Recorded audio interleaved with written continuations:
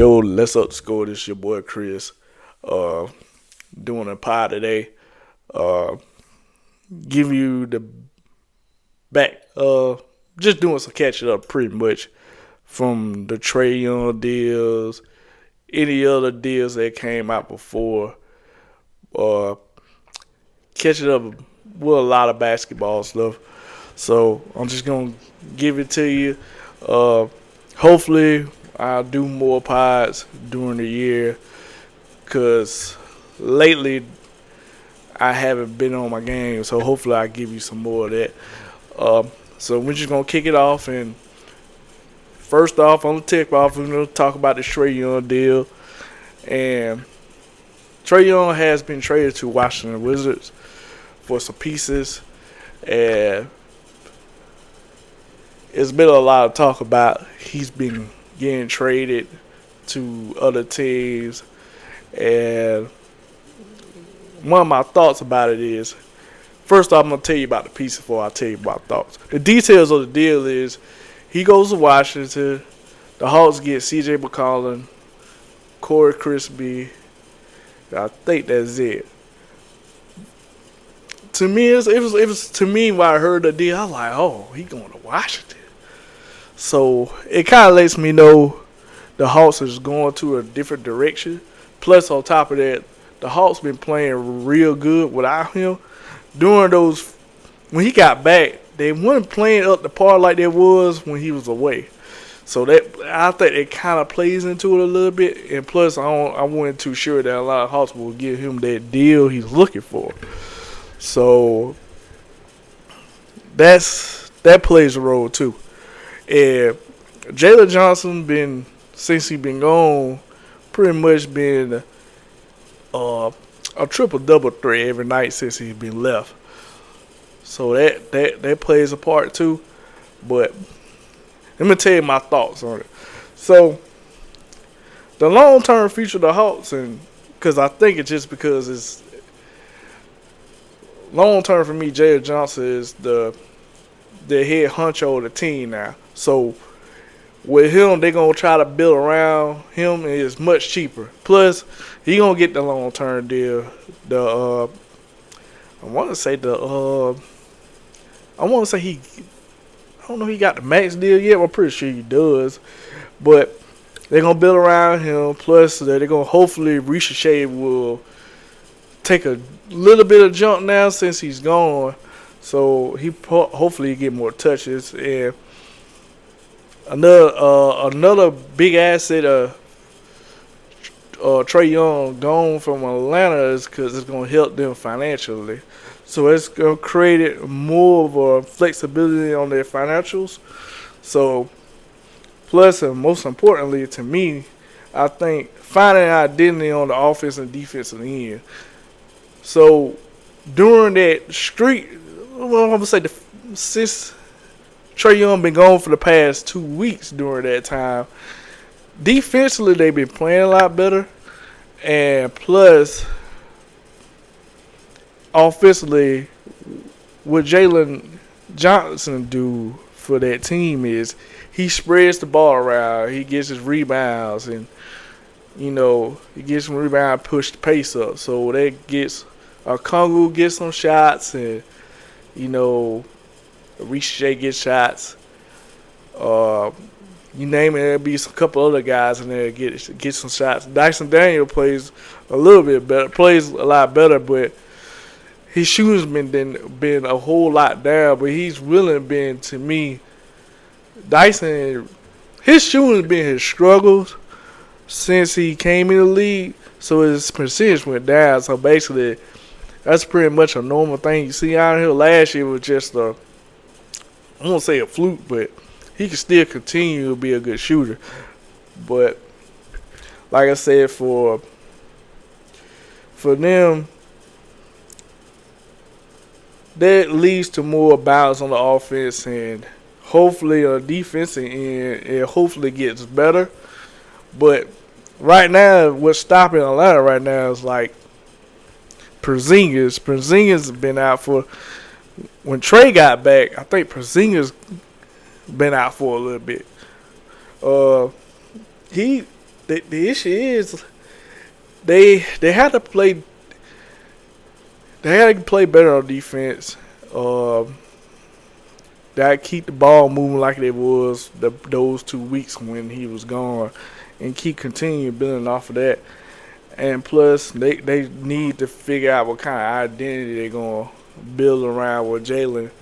And far as I know is, Okongwu gonna shoot a lot more 3-pointers. He been practicing on that all season, and trying to make it better for him as a shooter. So he just stretch the floor. So the name of the game is floor spacer. So they try to do much as they can of that. But what Trae does, since I live here in Georgia, I watch a couple of Hawk games. So for me, I watch pretty much the whole entire league. But at times I try to watch local stuff pretty much if I can. So the thing about Trae is I won't say the ball will stick in Trae hands. It's more like he'll get you 25 and 11 most nights. But the problem is it's kind of hard to build around smaller guards because Trae defensively is like a liability. That's one of the biggest things about him as a point guard, as a lot of Hawk, that he's a little reliant on the defense end. So, like I said, with the team they had, I thought it'd be much better. Luke coming from Memphis hasn't lived up the building he should be have. Alexander Walker has been twice as better since he came from Minnesota here. I was kind of shocked. I thought he could, but he averaging 20 a game right now. So he doing much as he can. He's definitely worth the bag for Atlanta. Defensively, it's surprisingly on the offensive end that he's doing that much on the offensive end. But my thoughts on the Washington Wizards long term. They got a sense of direction now where they're going. So I won't be surprised if more deals are on the way to help their situation since they got Trae. So who knows who's coming within who knows is coming in the deadline, who's they gonna trade, who they gonna move off of.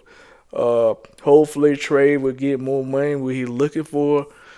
Since he came there, hopefully he's going to get that max deal he's looking for. It might be not as much he got in Atlanta, but it's going to be a little bit less, but he's still going to get the money. On the younger team, well, a lot of upside, because I looked at the Wizards, they got a lot of talent. They got Trae Johnson. They got Sarr. They got Billy. Oh, I forgot his name. He got a real name, but I know he's from France. They got a couple other guys. Let's see. They got the George kid. They got a lot of young players that they can really build around Trae and some other guys. They got I think they got one of the Champagne brothers. Champagne. They got one of them brothers over there too. So, like I said, they got young. I like to see what it looks. What a future look like with Sarr and Young, which is funny because maybe 2 years, maybe a year and a half ago, maybe 2 years ago of that, because Sarr could have been a lot of Hawk. If they ain't picked Ricochet, Sarr would definitely been a Hawk because the Hawks needed a big guy to control the paint, to add some value to where they got DHOs they can run for pick and rolls for Trae and Sarr. But I think the reason being they felt better with Ricochet because Ricochet got a lot. I think he got a lot more upside than Sarr. But Sarr can right now, the way he's projecting, he could be the best guy in his class. Because it was pretty much a weak it was a weak draft that year. Pretty much between Ricochet and Sarr, they could pretty much they could be the top two players coming out their class. So that's what I'm thinking about them. Plus, on top of that, most importantly about Trae Young and Alex Sarr, the thing about them is, I think this things I can think about with them. What could help? See, you could use them as a live threat, a short roll playmaker. He could use that. He can make life a lot easier on the defensive end. Let's say Trae plays some. Well, let's just say a defender get by Trae. Alex Sarr is going to be there to change the shot directions of the paint area. So that's another thing. And he could open up Sarr's face-up game. He loves to shoot from the 3-point line in the mid-range game from 15, 20 feet out, maybe 20 more than 20 feet out. So that would help him. Plus, the net positive of this situation is Trae Young hasn't played with a big guy like that since Clint Capella. So that would help. That's to me. That's my thoughts. Right now, short term, the Hawks got a better end of the deal because I'm gonna talk about the pieces of the Hawks got. So CJ McCOLLUM was gonna help them leadership wise. I just add a veteran. He gonna come off the bench and gonna give you 20 a night. So it's gonna be some nights he gonna start. Corey Crispy, same thing. He's just gonna add some veteran leadership. He's another young guy. You kind of put in the pot to Atlanta to build around. So here's another starting forward.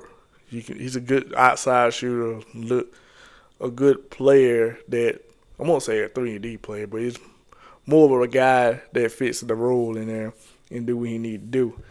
But short term, Hawks gonna win the deal because right now with how I'm gonna call him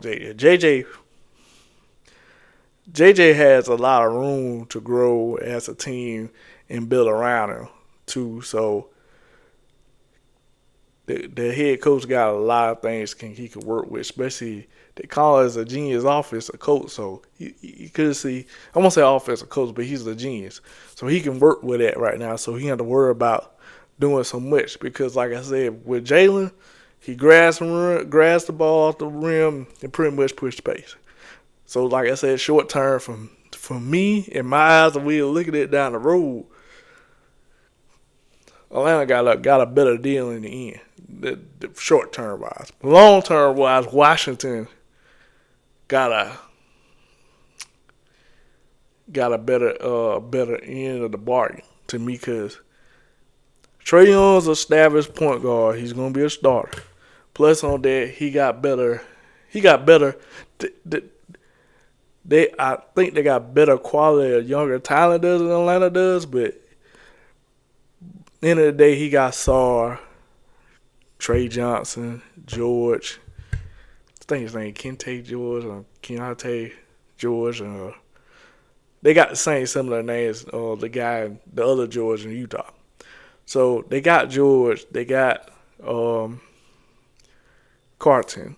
Another guy is a very versatile guy on the team.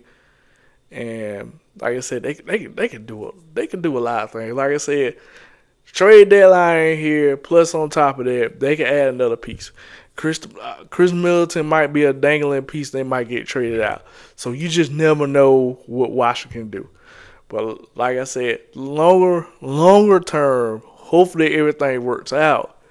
That Washington can make a projection of going up.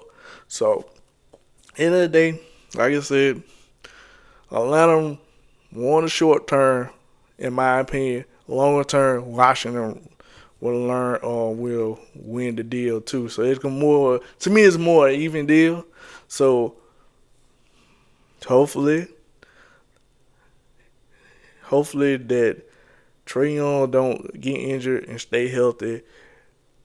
That was going to play in the deal pretty much too. I forgot about that part too. If Trae Young stays healthy and plays maybe 70% of the games every year, they gonna be right in it. And plus, they get a piece that helps Saw and Trae in the long run. That, like I said, they will be, they'll be better off for they can project to go up. So the Knicks, we're gonna go right into a run. We about to go on a 12-4 run, 12-4 run. So the next topic is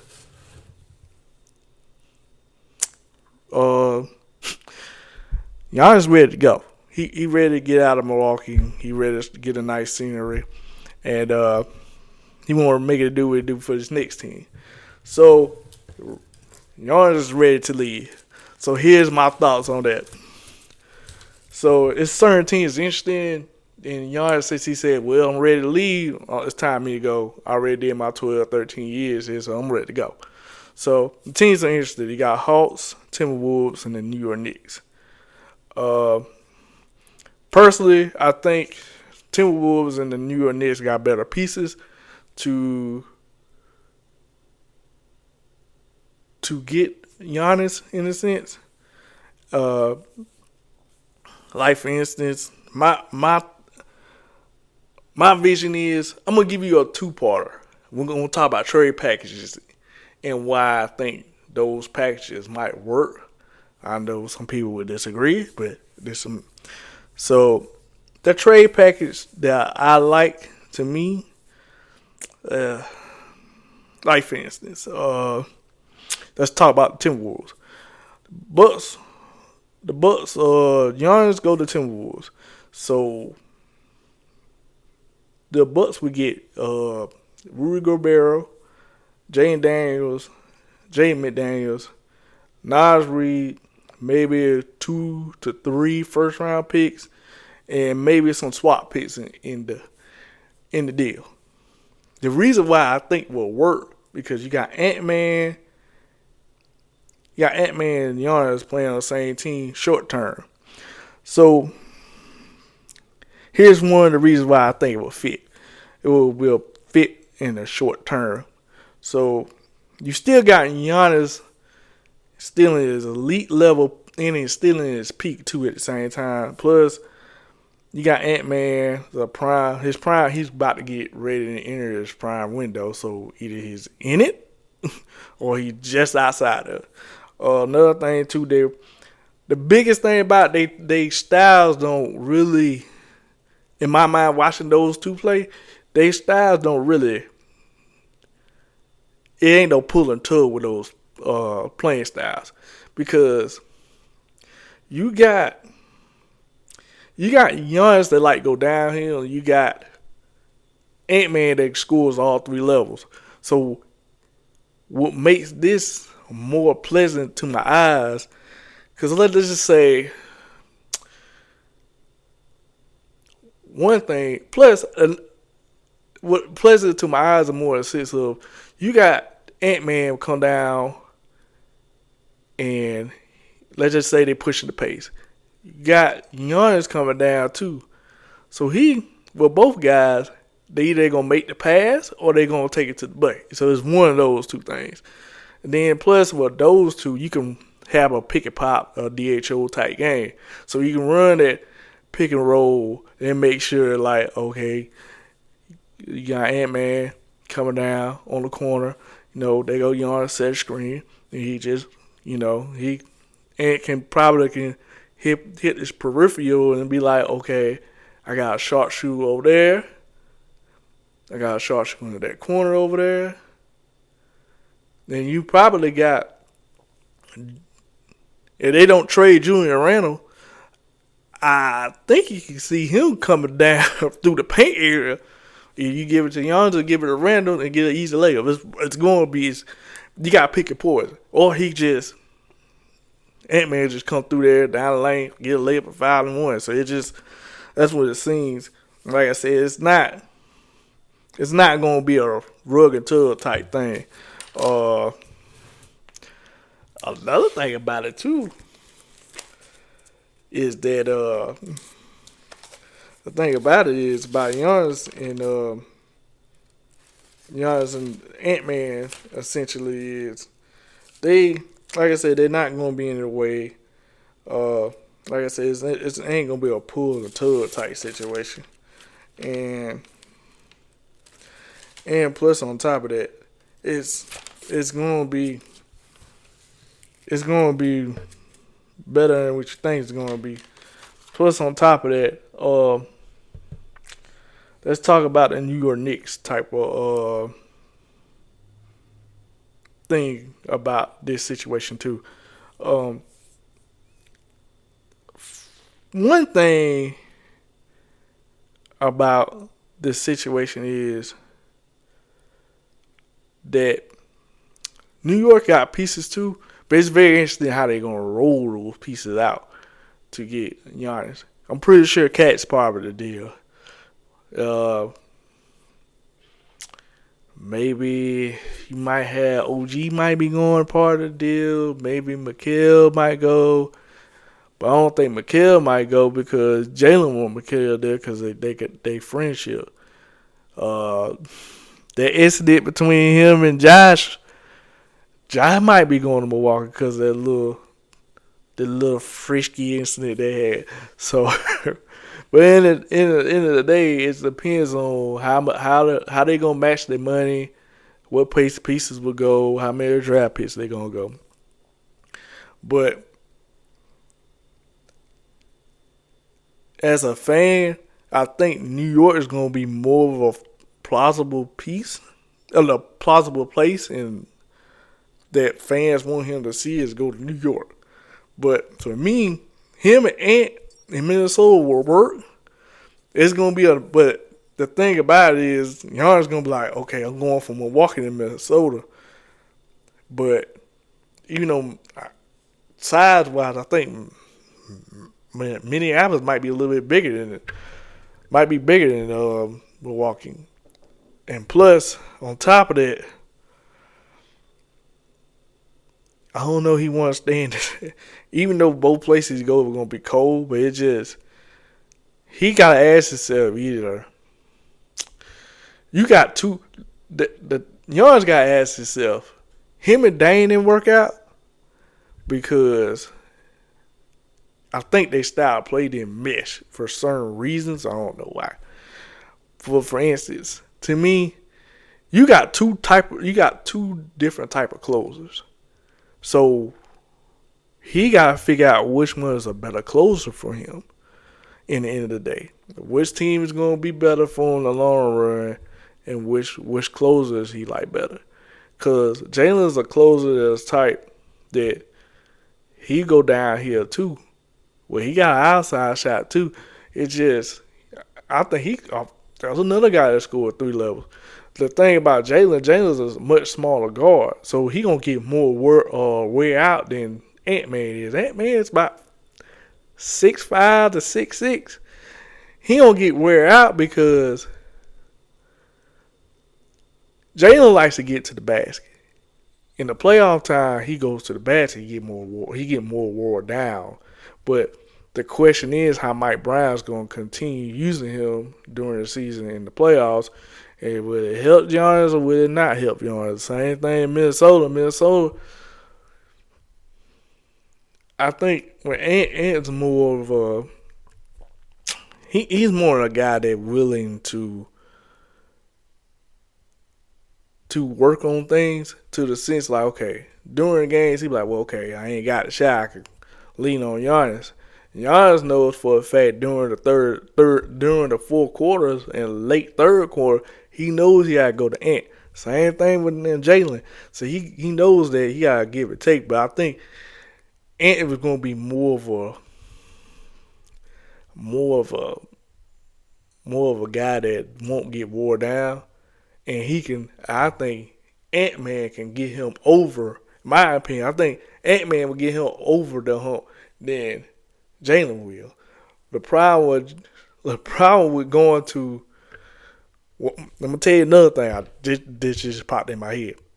Going to the West is gonna be a lot harder because you gotta go through KC. To me, it might be feasible to him to go to New York now. But in my mind, I like him going to Minnesota. But to me, it may be better for him feasibly to go to stay in the East because it's a lot more easier road to get to the finals than it going to the Western Conference Finals or NBA Finals at that. Because you got Denver in the way and you got OKC in the way. You got Houston in the way. Depending on what deals and trades comes up, OKC and Denver going to make it hard for them to get through the Western Conference. Eastern Conference, the only thing you got to worry about is Detroit. Other than that, New York got an easier time to get to the finals. You just got to get by one team, and plus, you got a couple of Eastern Conference teams that are pretty good. So, end of the day, you still got to look at Boston and Detroit and Cleveland. Other than that, but like in the Western Conference, you got to at least get through three to four teams to get to the finals. As in the East, you just pretty much down to 2 or 3 teams you got to get by. So that's my analysis and my thoughts. I won't say analysis, but my thoughts, my thinking of what the Giannis situation is. So to my last, to the momentum shifter. We're gonna talk about Ja Morant. So I hear that he might be going to that Grizzlies. I think the Grizzlies are heading down to a teardown. So they're going to start from scratch, and they got to figure out who's going to be their next rebuild. Because I think Memphis is going to go through when Chicago went through.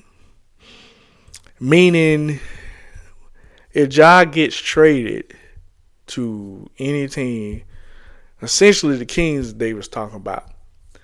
So it's going to be more a Chicago effect when Derrick Rose left during his early years and went somewhere else, because Memphis going to be feeling like, man, Ja was like the lightning rod of this team, because he left with a lot of energy those nights. Because Memphis never know going into the building like, okay, we watch a Ja tonight. We never know what's going to happen.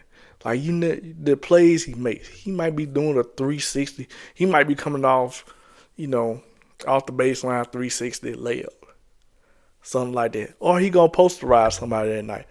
That's the enjoyment that Memphis fans have. Same thing with Derrick Rose. You just never know what's going to happen every night when you come into the building. So the reason why I think the Heat and the Kings are very interested in Ja because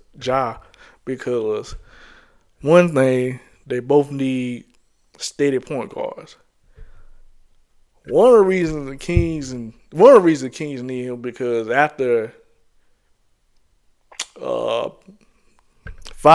Fox left, went to San Antonio for the deal, they really don't have a franchise guy. So with the Kings, you got Dennis Schroeder, you got DeMar DeRozan, Zach LaVine, Sabonis, a couple other guys, Westbrook, things like that. They just a veteran-laden team, but they try to get younger so they can get a better grip of their franchise, a better way to stir their franchise with. Same thing in Miami. Miami don't have they don't need no steering wheel. They steering wheel is Pat Riley and Spoelstra. There's no steering. They just keep. Miami always, to me, for the past 10, 15 years. No, for the past 10 years. For the past 10 years, they always keep the car in the road. They never go off on the road, never go to the ditch, or never get in an accident. They almost get into, almost ran the back into the back of the dump truck. So you just never know. But like I said, with Miami, they keep the car in the road. They keep it on cruise control. They always go to the gas station and get gas. They always put it on premium and get burn less gas. And plus, they always go to the mechanic shop and make sure nothing is leaking. Make sure no big engine transmission problems on the team. So they just trying to make sure they keep everything patched up every time they go somewhere. They make sure they go to the gas station and they make sure they go to the mechanic shop. And they always keep the car on cruise control and make sure no accidents never happens. So with this situation, Miami's just looking for a guard, a certified guard is a certified point guard that is going to help them long term. In a sense of, just in case they might get Giannis, they might go get Ja, and they can go from there and build around those two. But the chance of those happening is depending on what pieces they're going to have to bring back. So that's one of the reasons why I think those are more realistic things to get Ja. So here's my thoughts on it. Like I said, with Sacramento, Sacktown, they just want to get a franchise player that they really believe in and go from there. And and since of losing a Darryn Fox, they need a point guard to establish where they need to go.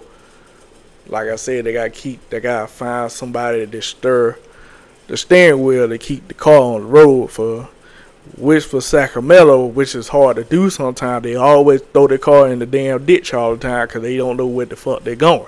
So when it comes to that, they hoping that's what they're gonna do for damn Ja. So that's one of the reasons they need Ja. And I'll explain to you why Miami needs it. But we're going to talk about these trade packages. So for the Kings, I'm thinking the Kings get Ja. They trade DeMar DeRozan, Devin Carter, and multiple first-round picks and some pick swaps. Just because Memphis need younger players to rebuild their franchise. They ain't going to try to do the OKC, the San Antonio, and the 76ers route. They pack up in Utah. They're going to try to drown so many picks out they can if they can, to make sure they get those first rounders. They get traded for more bait or more trade bait, or hopefully they get one of those first rounds. They get like one of the generational picks, like an AJ DeBanza or Darryn Peterson, somebody like that to come in and take over the franchise. Just those qualities or picks and things like that. And the reason behind it is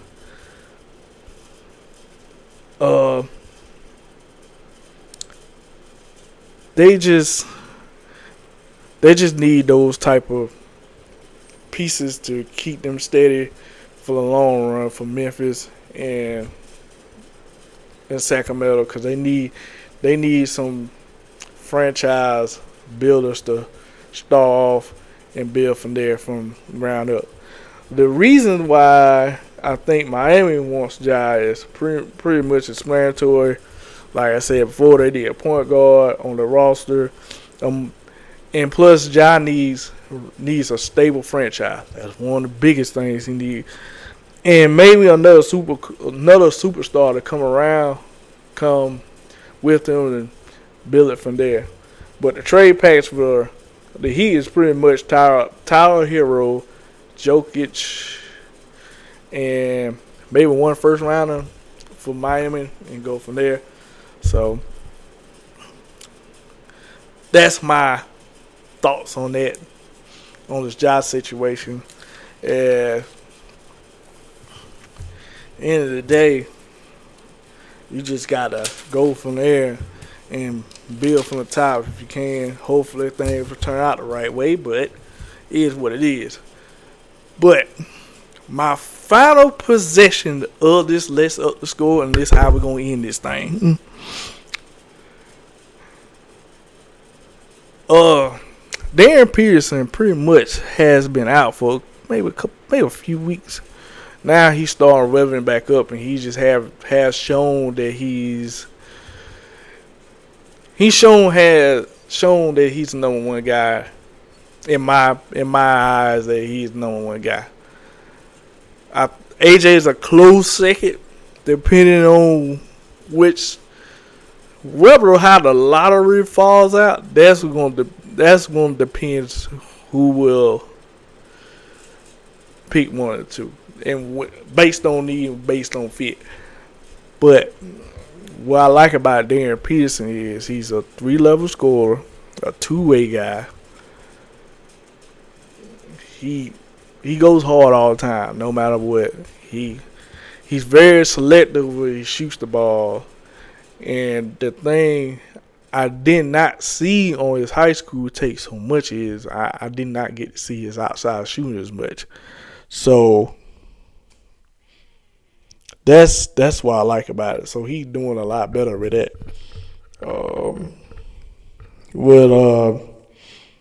Other than that, I mean, he's shown he's gonna be the number one pick regardless.